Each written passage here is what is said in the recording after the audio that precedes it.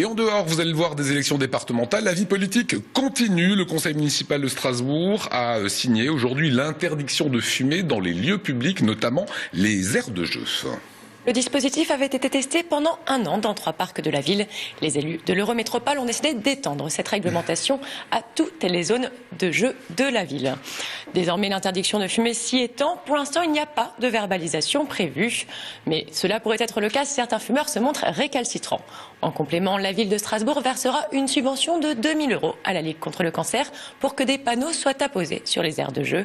Que pensent les Strasbourgeois de cette nouvelle réglementation? Adrien Labi a mené l'enquête. Je dirais qu'il y a trois objectifs. Le premier, c'est de permettre à des gens, pendant un temps qui est un temps de loisir, quand ils accompagnent leur enfant, de ne pas fumer. C'est aussi, par rapport aux enfants, de transformer l'image de leurs parents pour pas associer un loisir dans une aire de jeu avec ses parents qui fument à côté de lui. Et clairement aussi, c'est pour signifier aux parents les dangers du tabagisme passif et du fait que lorsqu'ils sont en train de fumer, il ne faut pas qu'ils soient en présence de leur enfant dans une aire de jeu, dans une voiture, dans leur habitation. Je pense que c'est une bonne décision pour ma part. Alors après, je suis peut-être pas totalement objectif, vu que je suis pas fumeur moi-même. Mais je trouve que dans les parcs publics, surtout il y a des petits-enfants, c'est plutôt une bonne chose. Je pense que oui, il faut prendre conscience qu'un enfant, dès la naissance, il n'a pas vraiment besoin d'être entouré de fumée, de cigarettes. Ça, c'est sûr. La ville de Drusenheim fête cette année le 70e anniversaire de sa libération. La commune avait particulièrement souffert pendant la Seconde Guerre mondiale. Au bout du cauchemar, au milieu des ruines et de la désolation, l'espoir renaît le 17 mars 1945. 70 ans après, Drusenheim se souvient de sa libération et honore ceux qui l'ont rendu possible. Plusieurs expositions reviennent sur cette période tourmentée, les affres de la guerre et la joie de la liberté. Tous ces sentiments, Marie-Thérèse les a vécus. Habitante de Drusenheim pendant la Seconde Guerre mondiale, elle revient sur son histoire. Un témoignage fort signé Delphine Klinger. C'était le 24 novembre 1944, Strasbourg est bombardé. Le conflit se rapproche et gagne le village. Coupure d'électricité, le village est complètement isolé. Plus de journaux, plus de radio. Nous subissons les premiers bombardements. Papa a fermé les fenêtres de la cave. Pour nous, un endroit refuge, si besoin. Pour dormir dans ce petit espace, nous étions collés les uns aux autres. Certains jours, le bruit de l'artillerie et des bombardements était si fort que nous prions à haute voix afin de calmer notre peur. Soir du 16 mars 1945, les Allemands nous préviennent de leur départ dans la nuit. Nous nous demandons comment prévenir les libérateurs qui étaient postés dans le Borevolt. On a dit, écoute, on va les chercher. On pensait même pas aux mines. On voyait pas le danger. Pour nous, c'était sauver. On n'a pas eu peur, pas du tout. Pas une seconde, on a pensé à l'amour. Pas une seconde, non.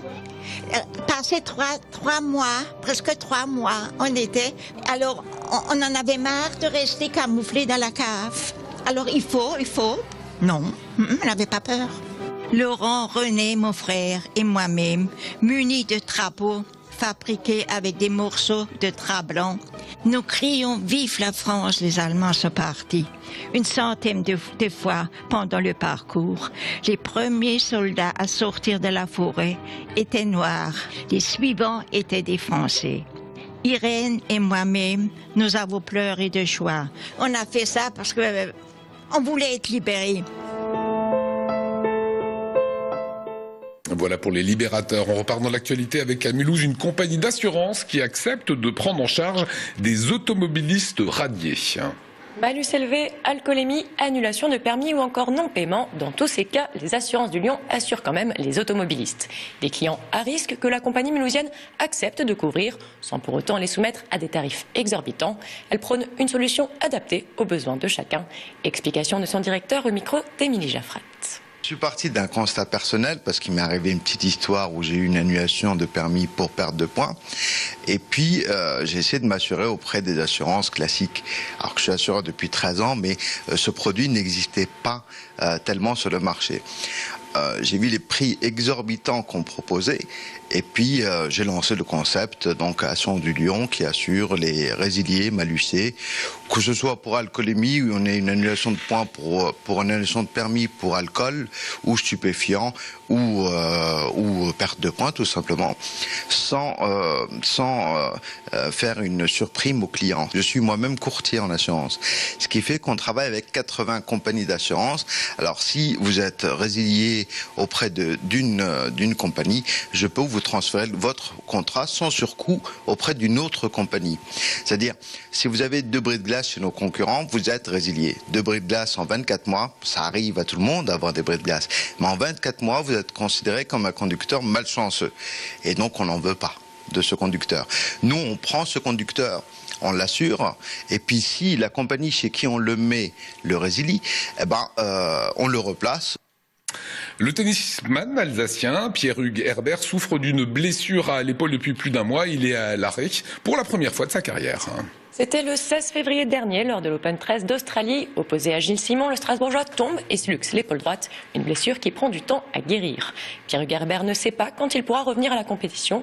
Autour de mi-mai, sans doute. Face à ce premier coup d'arrêt, le jeune homme relativise et préfère être patient. Le tennisman est de retour en Alsace pour sa convalescence. Kim Min l'a rencontré. Regardez.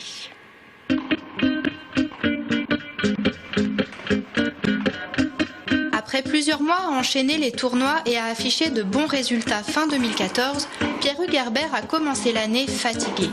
À la mi-février, le jeune homme chute lors du premier tour de l'Open 13 de Marseille. Bilan, une subluxation de l'épaule droite.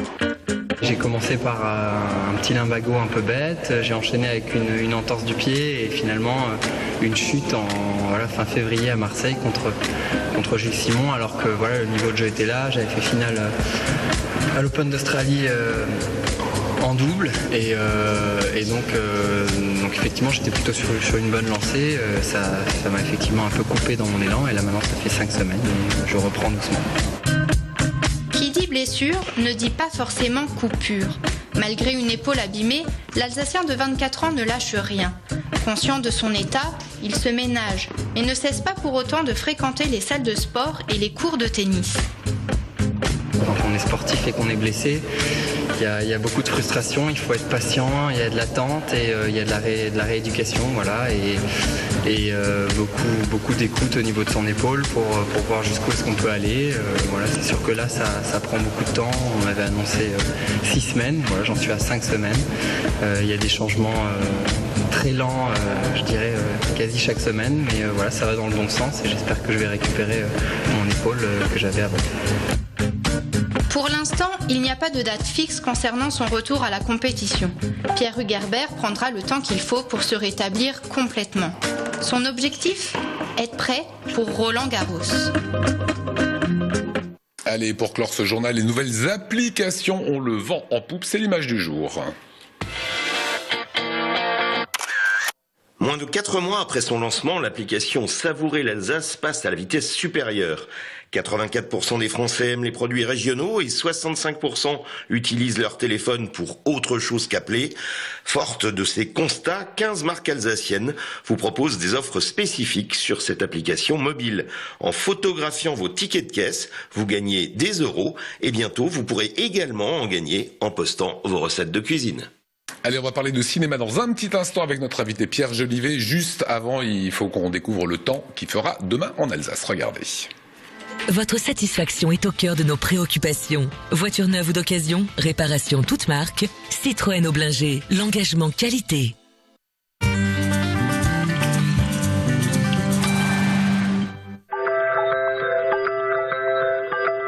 Bonsoir à tous, c'est toujours un plaisir de vous retrouver pour notre rendez-vous quotidien.